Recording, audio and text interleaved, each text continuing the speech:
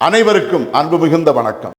செல்வராமாயணம் என்னும் இலக்கிய சுவையும் 20,000 இலக்கண பாடல்களும் கொண்ட புதிய ராமாயண காவியத்தை புனைய வைத்த என் இறைவன் ராமனை நன்றியுடன் வணங்கி மகிழ்கிறேன். செல்வராமாயணம் பருவம் 3 அயோத்தி பருவம், காலம் 5 ராமன் காலம். தேர்ப்பாகனிடம் சிறிது நேரமாவது தேரை நிறுத்துமாறும் தாம் ராமனை அந்த சிறுநேர இடைவெளியிலாவது பார்த்து விடுகிறோம் என்றும் கோசல நாட்டு மக்கள் வேண்டிக் கொள்ளல். பாடல் எண் 600.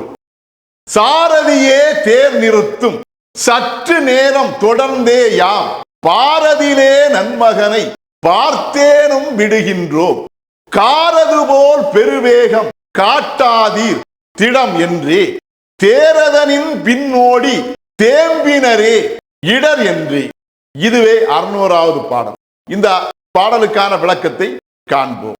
சாரதியே தேர் நிறுத்தும் சற்று நேரம் தொடர்ந்தே யாம் என்ற முதல் வரிக்கான விளக்கம், ராமன் முதலானோரை சுமந்து சென்ற தேரின் வேகத்தை குறைப்பதற்காக தேர்கால்களையும் அந்த தேரை இழுத்து சென்ற குதிரைகளையும் நோக்கி தமது விண்ணப்பத்தை வைத்த அந்த மக்களின் விண்ணப்பம் ஏற்றுக்கொள்ளப்படாத நிலையில் தொடர்ந்து தன்னுடைய முயற்சியாக அந்த தேரை ஓட்டிய தேர்ப்பாகனிடம் தங்களுடைய விண்ணப்பத்தை வைத்தனர். அன்பிற்குரிய தேரை ஓட்டுகின்ற தேர்ப்பாகன் என்னும் அன்பரே, சற்று நேரமாவது நீர் அந்த தேரை ஓட்டுவதை நிறுத்தி வைப்பீர். அவ்வாறு நீர் நிறுத்தி வைப்பதன் மூலம் பாரதிலே நன்மகனை பார்த்தேனும் விடுகின்றோம்.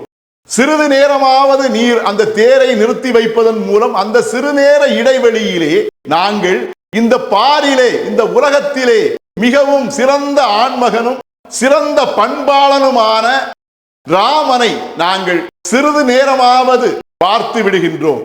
காரது போல் பெருவேகம் காட்டாதீர் திடம் என்றே.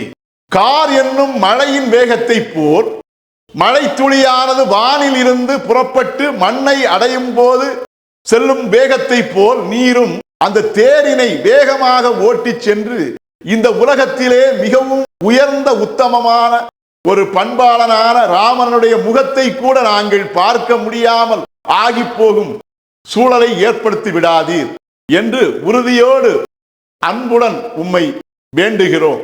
தேரதனின் பின் ஓடி தேம்பினரே இடர் என்று. அவ்வாறு வேண்டிக் கொண்ட பின்னும் அந்த தேரானது நிறுத்தப்படாத சூழ்நிலையில் தொடர்ந்து அந்த தேரின் பின்னாலேயே ஓடி வந்த மக்கள் இடர் என்னும் துன்பம் ஏற்பட்டால் அடையும் மனக்கலக்கம் போல், வேதனை போல் ஏராளமான துன்பம் பெருகியவர்களாய் கண்ணீர் சிந்து தமது துன்பத்தை வெளிப்படுத்தினர். இதுவே 600வது பாடலுக்கான விளக்கம்.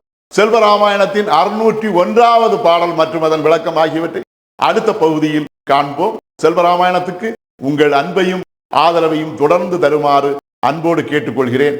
அனைவருக்கும் நன்றி, வணக்கம்.